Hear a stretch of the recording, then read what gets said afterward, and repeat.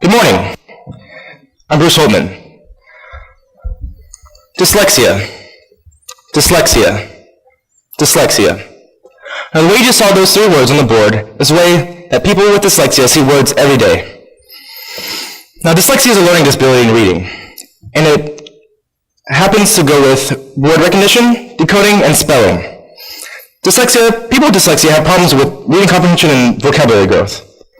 People without dyslexia, when they read, they depend on the left side of the brain. And the left side of the brain consists of language, logic, critical thinking, numbers, and reasoning. Now, someone with dyslexia can have the right brain dominant. And that side of the brain expressing emotion, music, color images, and reading emotion, and creativity. Now, the reason I'm talking about dyslexia is because I'm dyslexic. And I want to educate people that don't quite understand what dyslexia is. Now, from a young age, I love books, I love stories, and I love reading them. But being born with dyslexia and being so young, I didn't understand why the words looked different and some looked normal. So I thought the books didn't want me to read them, which made me sad because I wanted to know what the book was. First through fourth grade was hard because I was learning differently than the other kids. I have a large sight vocabulary, and spelling didn't really make sense to me until I looked at the words like pictures instead of a string of letters. Now, when people think of dyslexia, they think, oh, you can't read or you can't spell, which is not the fact because people with dyslexia just see things differently. Now, someone without dyslexia sees the word on the page in 2 dimensions, and someone with dyslexia sees words in 3 dimensions. This is why sometimes letters may be flipped, letters may not be even there, or they might mill off the page. People with dyslexia have to work harder every single day just to do a simple task like reading. Dyslexia can affect people in different ways. It can hurt their reading, spelling, struggle writing, or even to know their left from right. The severity just is different for everyone. Now, some may not show signs early on, but show signs later in life when they have to do complex language skills like grammar, reading comprehension, and in-depth writing. Dyslexia can make it difficult for people to express themselves, to use vocabulary in everyday conversations, reading aloud, or just think. And I have trouble with looking at a word, thinking it in my brain, and then writing it down.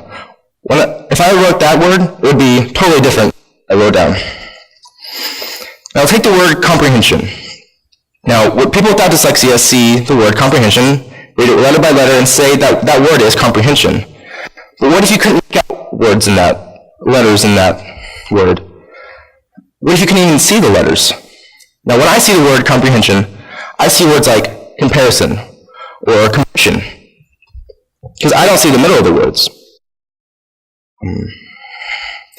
Because I taught myself to look at the words like a picture. And when some of the words have the same letters as other words, it's hard for me to make out what the word actually is. And when the left brain is weak at something, the right brain tries to help out in a different way. Now, being dyslexic, I taught myself a way to keep up with other kids. Now, we all took spelling tests in first grade, and I wasn't doing too well in those. I would copy the word over and over again just for practice, and I still wouldn't get the word. The teachers thought I wasn't trying, or I didn't really care, which was quite the opposite because I cared a lot, and I was trying really hard. So I didn't make the connection of how to spell until I looked at the words like pictures. So I started doing a little bit better on the spelling test, but the teachers still didn't think I was trying. So that gave me a loss of confidence. Now, being a young age, I was taught to be my own advocate. So once I was tested and diagnosed with dyslexia, I can finally put the word and the reason why I wasn't the same as other kids. Now, being my own advocate, I told the teachers. They didn't really believe me. They thought I was making up an excuse. They didn't believe me until my mom came up there and told them that I was dyslexic. But they didn't quite understand what being dyslexic meant. Now, having all this and being such a young age, I just thought they didn't care about me. So that hurt my self-confidence. And people with dyslexia are really conscious about what they're saying and what they talk about. Without help, children get frustrated with learning. and they get stressed out about the work they have, and they lose motivation to learn. Now, being my own advocate didn't help. I felt like no one at the school was on my side, until I had some teachers. In the 5th grade, 2 teachers to be exact, and 1 teacher in the middle school.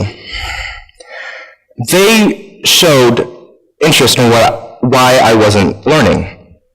So they stayed after school, and they helped me, and gave me the skills and the motivation to work again. And the confidence, I gained that back through theater. Most people with dyslexia don't want to read aloud, let alone get on a stage and rehearse lines. But getting on stage made me come out of my comfort zone, and it gave me back the confidence that I lost. In doing this speech, I hope I can reach someone with dyslexia.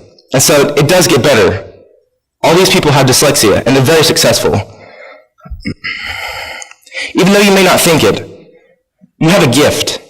You see things most people don't even get to see. You have the skills that most people dream of. Thank you.